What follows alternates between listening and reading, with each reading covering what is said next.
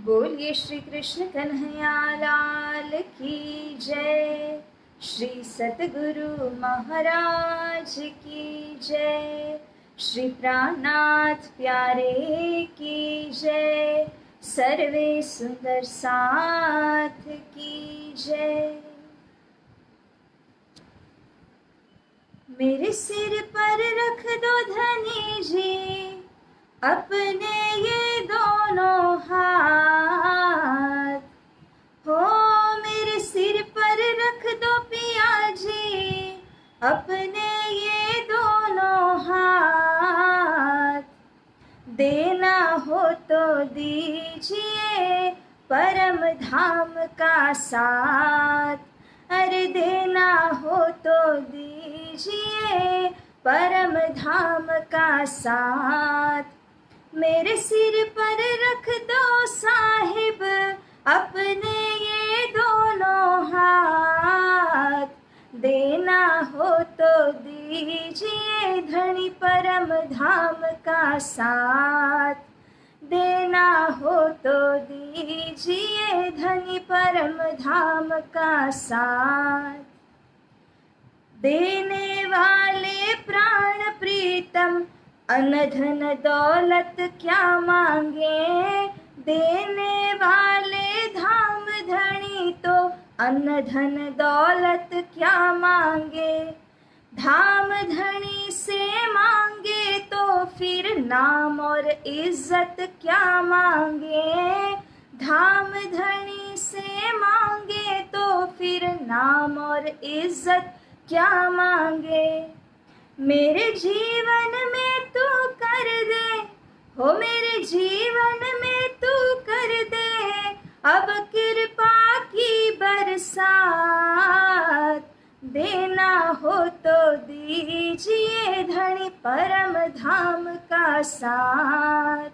देना हो तो दीजिए धनी परम धाम का साथ।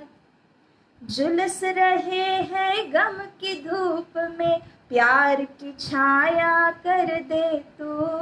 झुलस रहे हैं गम की धूप में प्यार की छाया कर दे तू। बिन मांझी के नाव चले ना अब पतवार पकड़ ले तू। बिन मांझी के नाव चले ना अब पतवार पकड़ ले तू। मेरा रास्ता रोशन कर दे, हो मेरा रास्ता रोशन कर दे छाई अंधियारी रात। देना हो तो दीजिए धनी परम धाम का साथ। देना हो तो दीजिए धनी परम धाम का साथ। मेरे सिर पर रख दो साहिब अपने ये दोनों हाथ। देना हो तो दीजिए धनी परम धाम का साथ। बोलिए श्री प्राणनाथ प्यारे की जय। श्री सद्गुरु महाराज की जय। प्राणाधार आप सभी सुंदर साथ जी को कोटान कोट वेर प्रेम प्रणाम। और प्यारे सुंदर साथ जी, इस सुंदर प्रकरण की जो वाणी चर्चा को हम आप श्रवण कर रहे हैं, महामती श्री प्राणनाथ जी के मुखारविंद से प्रकट किरंतन ग्रंथ की इस वाणी के अंदर हमारे जो आत्मा के आंखें हैं, नेत्र हैं, वह खोल देने वाली वाणी है कि इस वक्त हम कौन जिमी में बैठ करके कैसा कार्य कर रहे हैं, जबकि हम किस जिमी से आए हुए हैं और हमें कहाँ लौट करके किन धनी को मुख दिखाना है। तो सुंदर साथ जी, जैसा कि श्री प्राणनाथ जी कहते हैं कि चर्चा सुन जो दिन ने रात, तो दिन रात चर्चा श्रवण करने की बात धनी जी ने कही है। क्योंकि माया बहुत ही बलशाली होने के कारण अच्छे अच्छों के मन को बदल देने वाली है यह माया। इसीलिए जो भी चर्चा हमारे कानों में पड़ती है इस श्रीमुख वाणी के संबंधी, इन्हीं के वचनों के ऊपर रात दिन मनन चिंतन करना और इन वचनों के ऊपर में चलना, यही आदेश हमें धाम धनी जी प्रदान करते हैं। तो इसी के साथ प्यारे सुंदर साथ जी, आइए हम भी धनी जी के श्री चरणों में विनंती करते हुए मजल को प्रारंभ करते हैं। प्रथम लागो दो चरण को, धनी न छुड़ायो क्षिन्न, लाख तली लालेड़िया,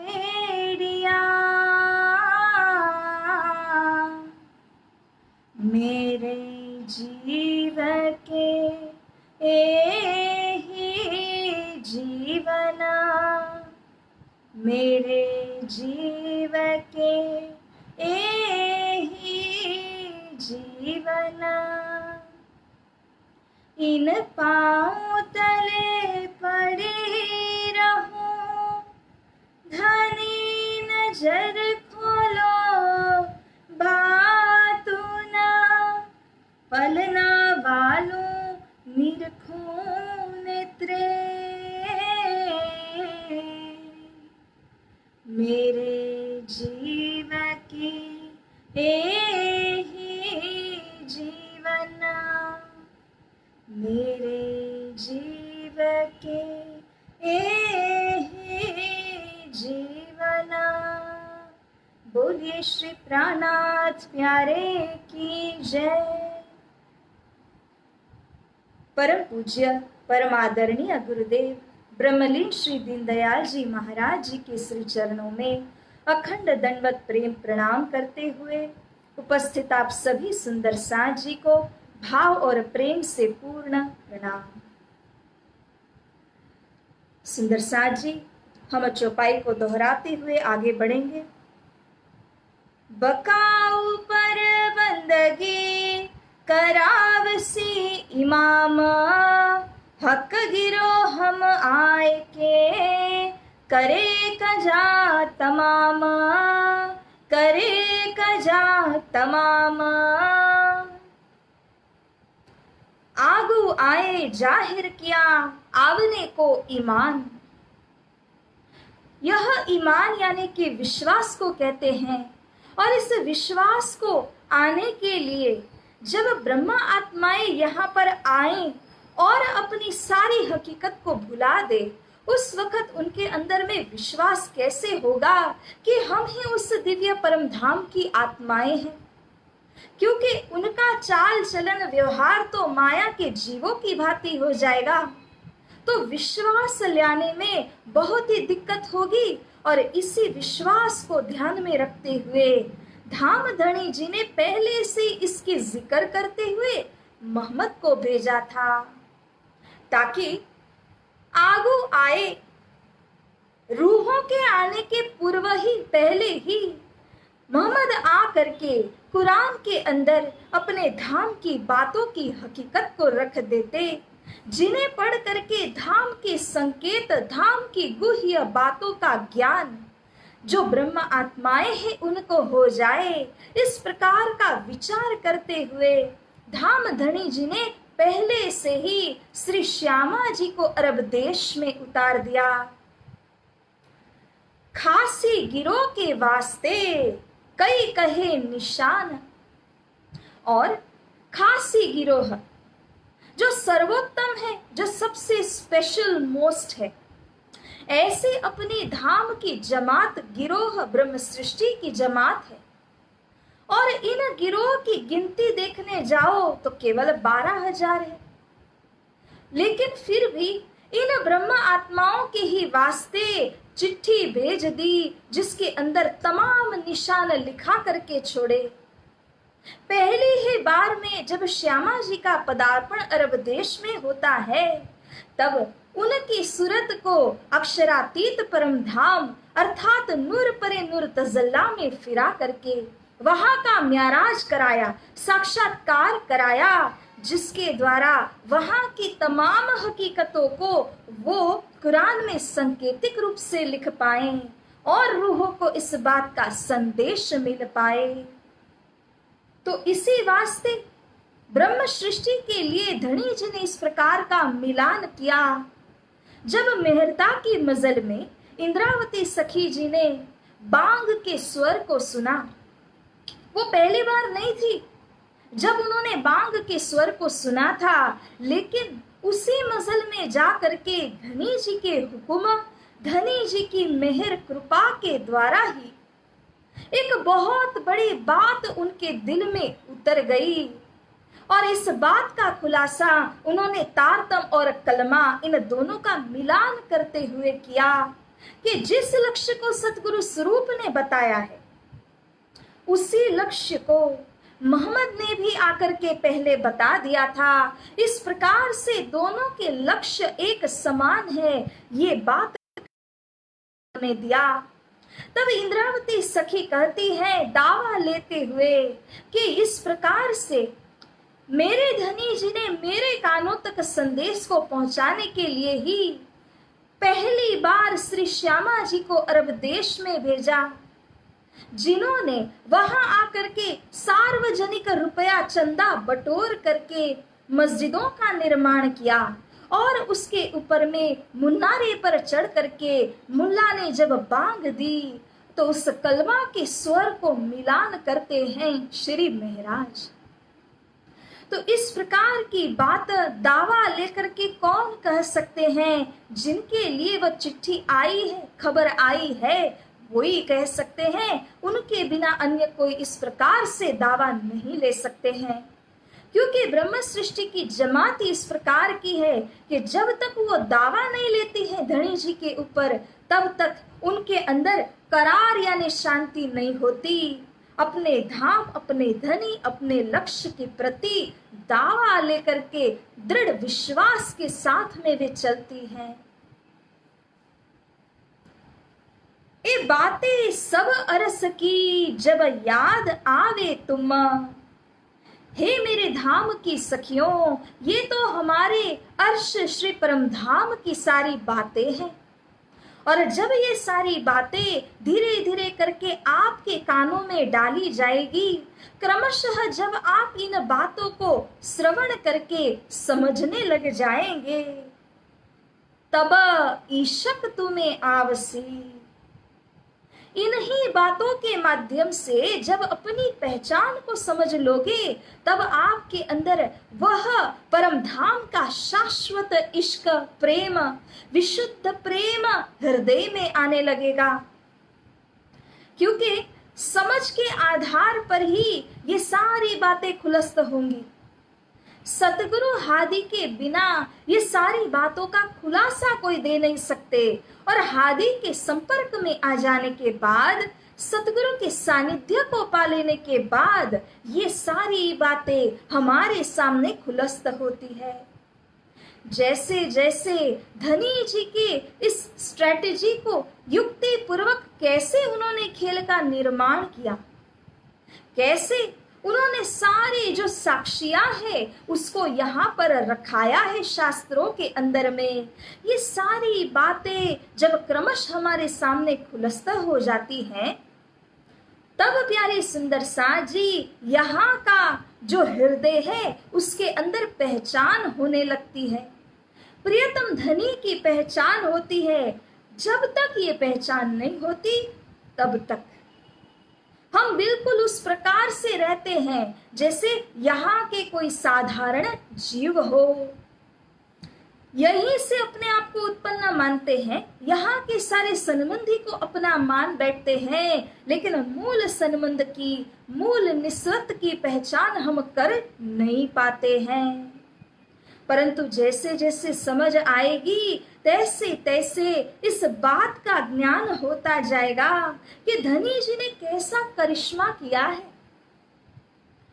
चरणों तले बिठाया करिश्मा मेहर का, चरणों तले बिठाया करिश्मा मेहर का, निज नाम से उतारा रंग माया का जहर का, निज नाम से उतारा रंग माया का जहर का, पहचान निज स्वरूप की, पहचान निज स्वरूप की करवाने आ गए। निस्बत अरस की जान कर मेरे प्रीतम आ गए, निस्बत अरस की जान कर मेरे साहिब आ गए। तो साहिब की यह जो कृपा दृष्टि हमारे ऊपर है, इस बात का हमें पता लग जाता है। जैसे ही ज्ञान होता है वैसे ही हमारा दिल उनके प्रति आकर्षित होकर के उमड़ने लग जाता है कि कैसे धनी जी के साथ में मेरा मिलाप हो। धाम की ब्रह्मात्माओं में तो वैसे ही अंकुर है, और उसी अंकुर के कारण धनी जी के वचनों के प्रति, धनी जी के स्वरूप के प्रति वे बिल्कुल आकर्षित हो जाते हैं। माया के अंदर का एक उदाहरण समझना चाहिए। एक बार एक व्यक्ति का बच्चा उसके बाल्यकाल में खो जाता है। अब वो बच्चा तो बड़ा होने लगा, पिता को पता नहीं है कि मेरा खोया हुआ बालक कहाँ पर है। परंतु एकाएक एक दिन ऐसा हुआ कि कोई बालक बेचारा, वर्षा हो रही है और उसके अंदर रोता हुआ उसे मिलता है, तो दिल में भावना आ जाती है, अरे बेचारा कितना बेसहारा हो रहा है, तो मुझे इसको सहारा देना चाहिए। कहीं मेरा ही बालक होता तो क्या मैं इसे सहारा नहीं देता। इस प्रकार का विचार करते हुए उसने बालक को सहारा दिया और अपने पास में रखते हैं। अब विचार करते हैं धीरे धीरे कि इसका जो शिक्षण देना है, भरण पोषण करना है, वो भी मैं कर दूंगा। तो करते गए। कुछ समय के बाद में जब जांच पड़ताल होने लगी, तब कहीं न कहीं से पुलिस को जानकारी मिली कि उस दिन वह साहिब का जो बच्चा खो गया था वह तो यही है। तब अपने को जैसे ही पता चला, अरे यह तो मेरा ही बालक है। तो पहली बार जब अनायास मिले थे तब केवल कल्पना की थी कि मेरा बालक होता तो क्या इसे मैं सहारा नहीं देता। मगर अब जब निश्चित हो चुका है, इस बात का ज्ञान जब हो चुका है कि यह मेरा ही बालक है, तब जाकर के पूरी तरह से उसको आश्रय देने लगे। पूरा भाव उसके प्रति का बदल जाता है। तो भावार्थ इसके अंदर यह था कि हे सुंदर साज जी, न जानते हुए भी एक संबंध जब जुड़ने लग जाता है तब भी हमारे अंदर एक खिंचाव उत्पन्न होता है। मगर जब जानकारी ठोस रूप से हमको मिल जाती है कि मेरे तो संबंधी है।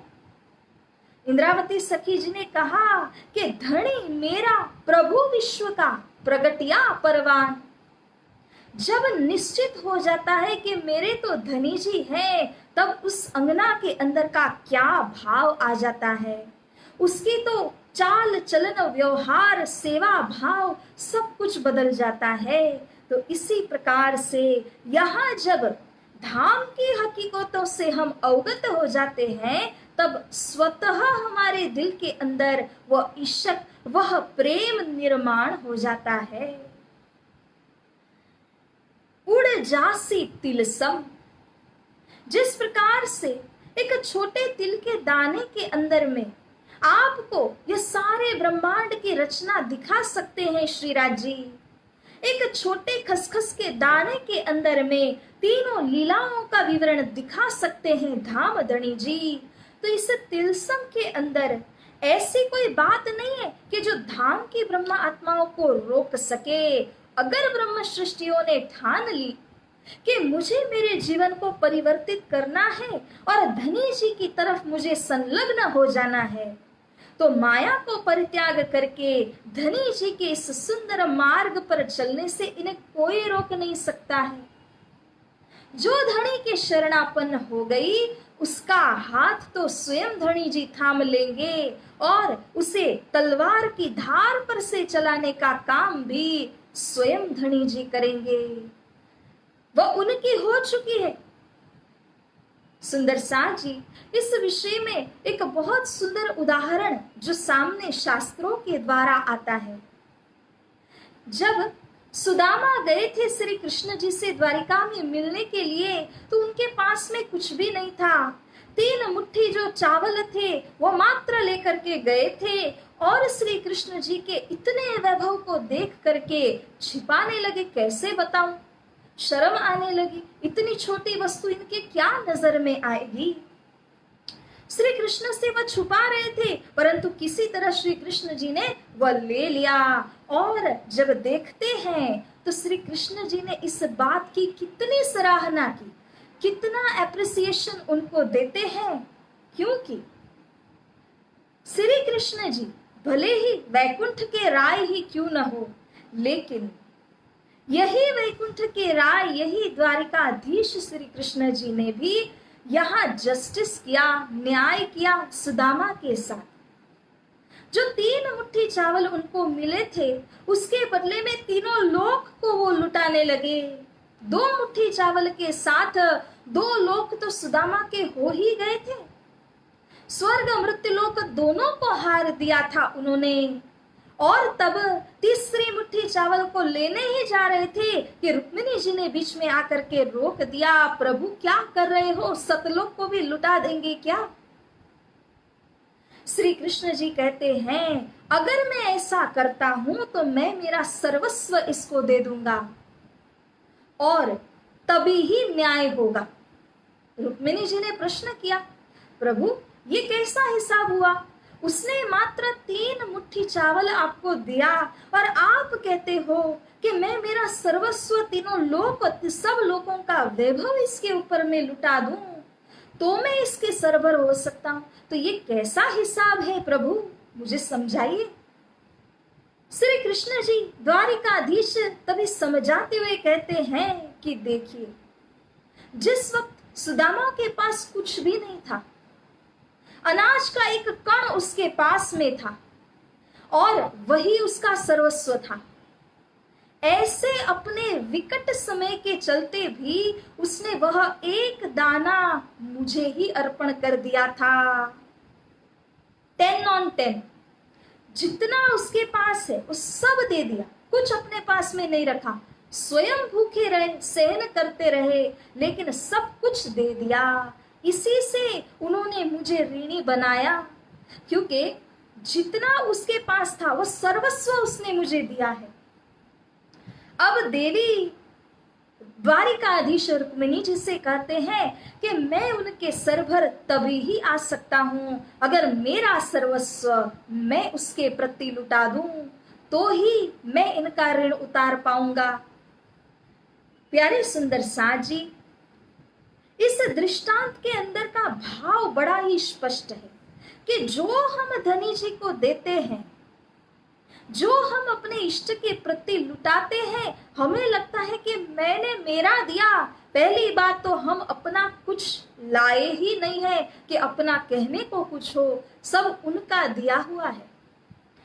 फिर भी हमारा भाव हम अर्पण करते हैं जब कोई भी वस्तु, कोई भी सामग्री, चाहे रुपए के रूप में हो अथवा किसी सामग्री के रूप में हो, जब हम देते हैं तो हमारा देने का, अर्पण करने का भाव प्रकट होता है। और परमात्मा कहे, ईश्वर कहे, उन्हें किसी वस्तु की कोई कमी तो है ही नहीं। उन्हें चाहिए भाव, भावग्राही जनार्दन। तो इसीलिए हमारे भाव के भूखे होने के कारण वे हमसे वस्तु नहीं चाहते हैं, वस्तु देते हैं हम, परंतु वस्तु के पीछे का भाव उनको ग्रहणीय होता है। जब सुदामा ने अपने पास का सर्वस्व दे दिया, तब भगवान ने भी कृपा करके अपने सर्वस्व को उसके प्रति निछावर कर दिया। इसीलिए बारंबार कहते हैं कि प्यारे सुंदर साज जी, देने से कम नहीं होगा। जब देते हो तो धनी जी उससे कई गुना मेहर करते हैं। देने से कभी न्यूनता, खालीपन नहीं आता, परंतु अगर नहीं दिया तो शायद आ सकता है। क्यों? क्योंकि भाव को अर्पण ही नहीं किया। तो ग्रोथ कहाँ से होगी। इसीलिए धनी जी के प्रति भाव को अर्पण करना है। उन्हें और कोई वस्तु या किसी चीज की कोई आवश्यकता तो है नहीं, लेकिन प्रेम और भाव की आवश्यकता है। तो यहाँ पर इसी दृष्टांत के द्वारा ये भाव जाहिर होता है कि जिस आत्मा ने अपना सर्वस्व उनके श्री चरणों में रख दिया, उसके लिए यहाँ का जीवन, यहाँ का तिलसम यानी कि माया जाल, इंद्र जाल का यह जीवन, सब कुछ उसने उड़ा दिया, सब कुछ उसने दे दिया। अब इसमें पाप पुण्य दोनों अर्पण हो जाते हैं। इसमें कोई एक वस्तु भी अपने पास में नहीं रहेगी। सर्वस्व, कंप्लीट सरेंडर, एब्सोल्यूट सरेंडर, इसी को कहा है। मुश्किल है थोड़ा समझना, लेकिन समझ करके अगर इस पथ पे चले, धनी जी को सब कुछ दे करके समर्पित हो पाए, तो उसके आगे का जिम्मा स्वयं धनी जी का बन जाता है। फिर हमसे ज्यादा हमारे विषय की जो चिंता है वो उनके सिर की चिंता बन जाती है। तब जाके हम केवल एक साधन है उनका, कि जिसके हृदय में बैठ करके धनी जी कोई कार्य करते हैं। तो सुंदर साथ जी, ये भाव बड़ा ही स्पष्ट है कि जो धनी चरणों में कुर्बान हो जाते हैं, उनके लिए यह इंद्रजाल सदृश जो तिलसम है, जो माया का ब्रह्मांड है, उसके सुख है, उसके दुख है, ये सब कुछ नहीं के बराबर हो जाते हैं। तिनका नजर के सामने हो तो उस तिनके में यह शक्ति है कि पहाड़ तक को देखने नहीं देगा। वही तिनका अगर जो हमने पहाड़ के ऊपर रख दिया तो वो तिनका भी दिखाई नहीं देगा।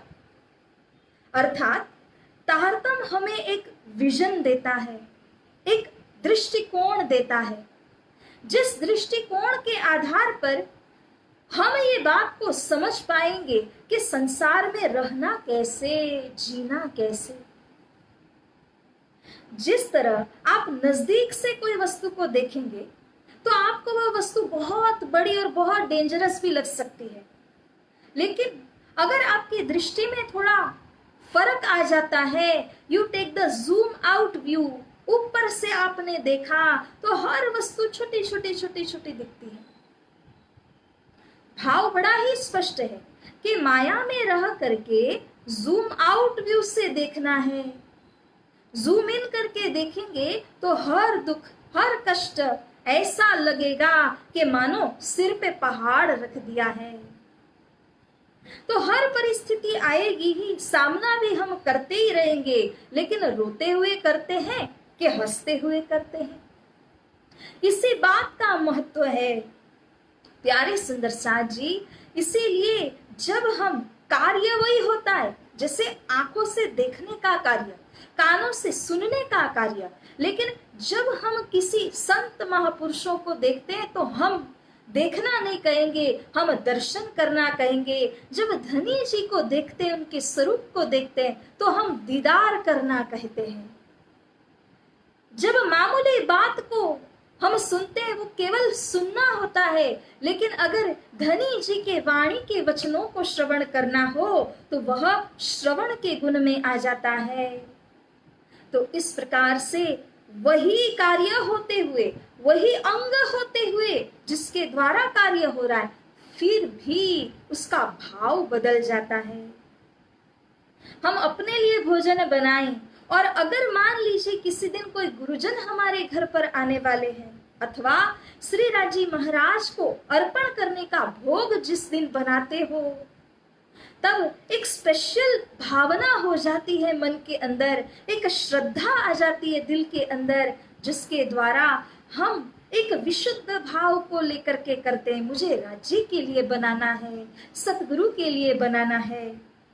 तो इस तरह का एक भाव दिल में अवश्य आएगा। सुंदर साथ जी, ये सब कुछ कहने का मतलब इतना ही है कि उड़ जासी तिलसम, ये माया जाल तब ही उड़ेगा जब तारतम की दृष्टि से देखोगे। तारतम के जूम आउट विजन के द्वारा जब देखते हो तब यहाँ के दुख सुख सब कुछ है वैसे ही है, परंतु उनकी असर कम हो जाती है, क्योंकि हमें यह अवगत है कि ये दुख हो सुख हो सब कुछ क्षणिक प्रकार के हैं और मेरा भाव मेरा सर्वस्व प्राणाधार श्री राज जी के प्रति समर्पित है। धनी जी खड़े हैं सिर पर तो काहे की चिंता, उनके चरणों में सौंप दीजिए, इसी बात की चिंता है। तो यहाँ कौन है तेरा माशुक किनसो है निस्वत, हे रूह हे इंद्रावती सखी, तेरे माशुक तेरे धाम धनी प्रियतम योर बिलविड कौन है, और तेरा जो संबंध है निश्वत है वो किन स्वरूप के साथ में है, इसकी तू पहचान कर ले, क्योंकि जब तक संबंध निश्चित नहीं होता तब तक वह लगाव वह खिंचा हुआ प्रेम भी नहीं आता है। जिस प्रकार से विवाह के पहले अगर किसी से संबंध जब तक जुड़ा ही नहीं है तब वो व्यक्ति कैसा होता है, लेकिन जब संबंध जुड़ जाता है तो उसका सारा भाव संबंधी के प्रति आकर्षित होता है, केंद्रित होता है। हमारे आत्मा का संबंध धाम धनी जी के साथ का है, ये बात एक बार को निश्चित हो जाए तो हर चीज अपने आप में अलाइन हो जाती है, हर चीज अपने आप में एक दिशा सही दिशा को पकड़ लेती है। देख अपना वतन हे धामस्थ सुंदर साथ जी, अपने वतन को देखिए कि मैं कहाँ से आई हूँ, मैं कौन हूँ और मुझे कहाँ जाना है। यहाँ एक मामूली सा घर अगर कोई ले लेता है ना खरीद करके, 10-20 साल उस घर के अंदर में आपने गुजारे हों और कदाचित उसको बिक्री करके नई जगह पर जाते हो, फिर भी कभी उस जगह से गुजरोगे तो याद आएगा अरे ये तो मेरा घर है, अब आपका नहीं है, वो तो बिक चुका है, परंतु वो मेरापन फिर भी उसके अंदर में रह जाता है। ये क्यों है? क्योंकि हमने निश्चित कर लिया कि यह मेरा है, लेकिन यह जितना मैं और मेरा है उस सब की दिशा को परिवर्तन कर दीजिए तारतम के द्वारा। पहचानिए कि कौन हमारे निश्वती है, किनके साथ रूह का संबंध है। तब ये आत्म के धनी को पहचानने के बाद कोई भी दो राय नहीं रहेगी। एक आत्म धनी पहचानिए निर्मल यही उपाय। श्री महावती कहे समझ धनी के ग्रहिए सो प्रेमे पाए।